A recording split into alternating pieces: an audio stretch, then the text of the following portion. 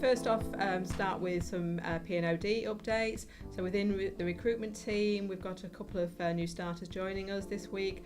So Sandra has joined us, but unfortunately her colleague Charlotte has broken her ankle, so hopefully she'll be starting with us very soon. Next week we've got James and Jane starting. That's Jane, the head of leadership in OD, and James, people business assistant, so he'll be joining us next week as well. Had a great discussion with Kirsty, who's been seconded to us part-time as one of the clinical educators, so she's an ODP by background, and really interesting talking to her about her experience of being an ODP, why she became an ODP, and her experience of working with theatres. So I think it's really good her having that mixed role, because she'll actually see what it's like at our side of the table, and we'll continue to have that clinical experience from her as well. Drop-in session last week, 2 or 3 people came to see me, and it was good to hear from Adam and Ellen in terms of them moving into their roles with us and how that experience is going for them.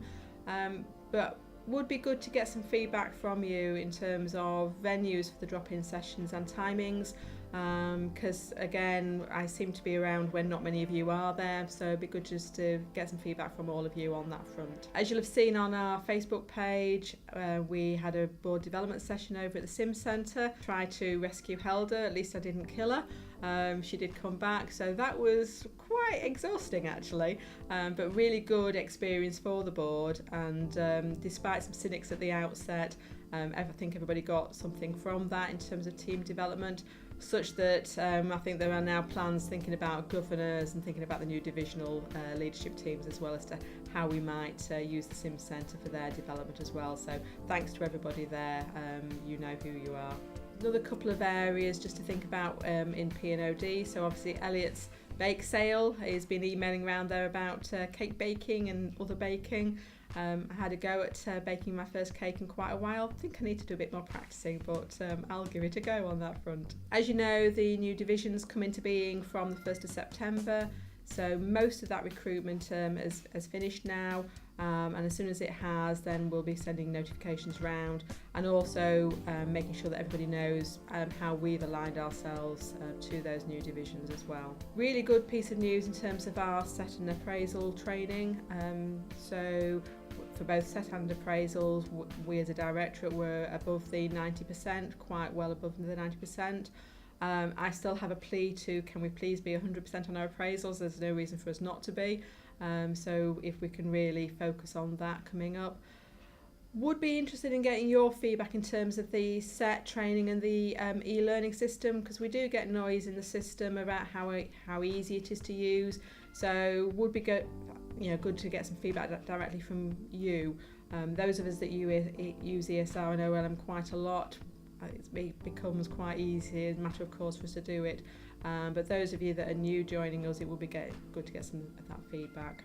A couple of other areas that I'm keen to receive your feedback is the new extranet, the Hive, should be going live reasonably soon. So again, any thoughts from you all as to what needs to be on that extranet, and just thinking about it from what we'd like to be sharing with the other staff and managers within the trust, but also what you'd like to see on that extranet as well.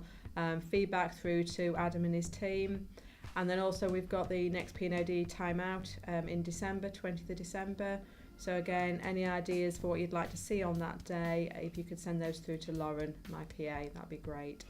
Some of the trust-wide updates. So as you know, we're one of 7 trusts that have been picked by NHS Improvement to pilot new approach to quality improvement using lean methodology.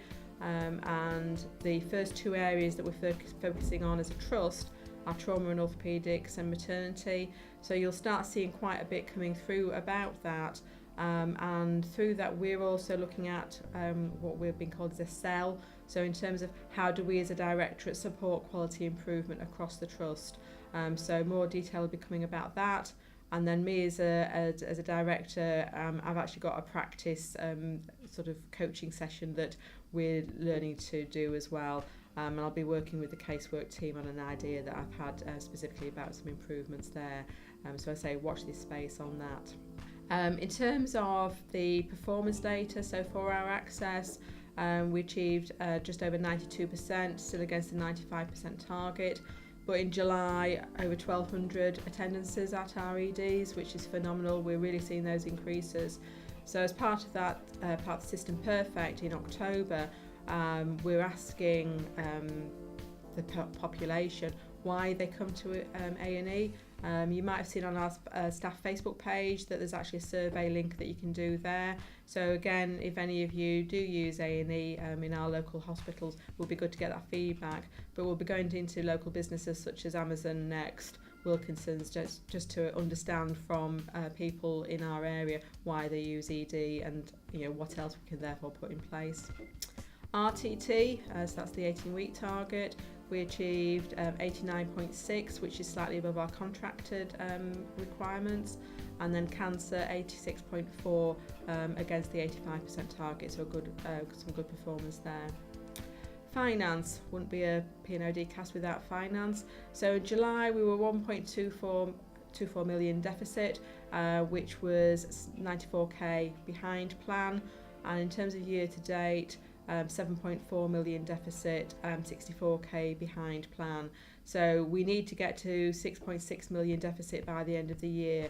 So again, still really focusing on ensuring that we are spending wisely, and many of our CIP plans across the trust are all backloaded. So we really need to ensure that those do deliver. So sort of your help in any of those schemes of work that we've got going on, much appreciated for that. A bit of good news in terms of the place assessment. So that's the hygiene, cleanliness, food and everything that we get assessed against. The benchmarking data has just come out for that, and we've seen some really good improvements. So that is great news, both from the service assistants and the catering teams as well. So across South Yorkshire and Bassetlaw, we scored the highest in 5 of the 6 standards, which is great, and we were above the national average in all the standards. So I say that is really good news, so all credit to everybody for that. We opened a new ED facility last week, the week before the bank holiday, and that's enabling us to move the minor injuries side into a bespoke area and gives a bit more space in the unit for the major trauma side. And I say, from what I've heard, really good premises there, better facilities for staff and some rest facilities for them as well, because as you know, it's hard for them to move away from their place of work. We've got a health and wellbeing fair taking place on the 10th of September at the DRI site, and there'll be one coming up at the Bassetlaw date to be agreed on that. So that really is about sharing what opportunities are available for health and wellbeing across the trust, but also looking at the discount facilities, and also TransSave will be there as well. So it'd be great if you could drop in for that. Flu campaign starts very soon. So again, we clearly want to be achieving above 80% on that front. This year we'll be using the quadrivalent vaccine, which is sort of a better protection.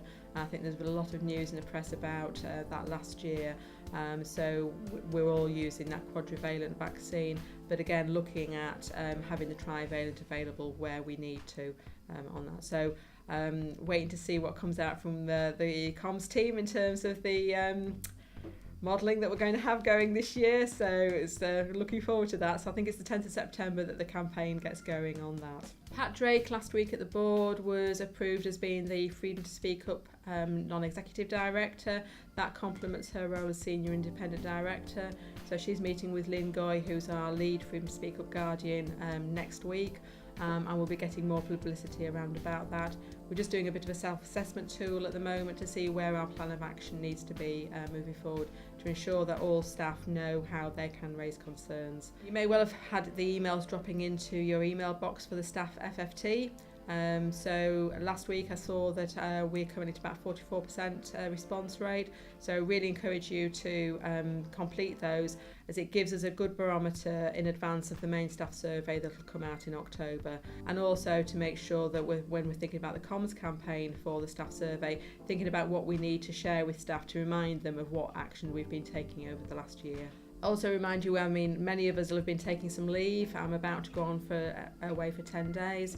But just to remind everybody to make sure that they are taking their leave, and we will see some reminders going around that. Again, it's part of keeping you healthy and able to work sort of ongoing there. Lifts, will have seen that they're actually come back into sort of operation earlier than we expected, so really appreciative of the estates team and what they've achieved there, and we just need to keep an eye on those lifts.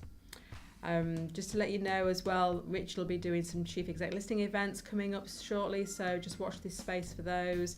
I think the plan is early September for those to happen, and then probably again in October. So just watch out for those, and I encourage you to go along and listen to what Richard's got to tell us, and also gives you the opportunity to ask him anything that you'd want to ask him.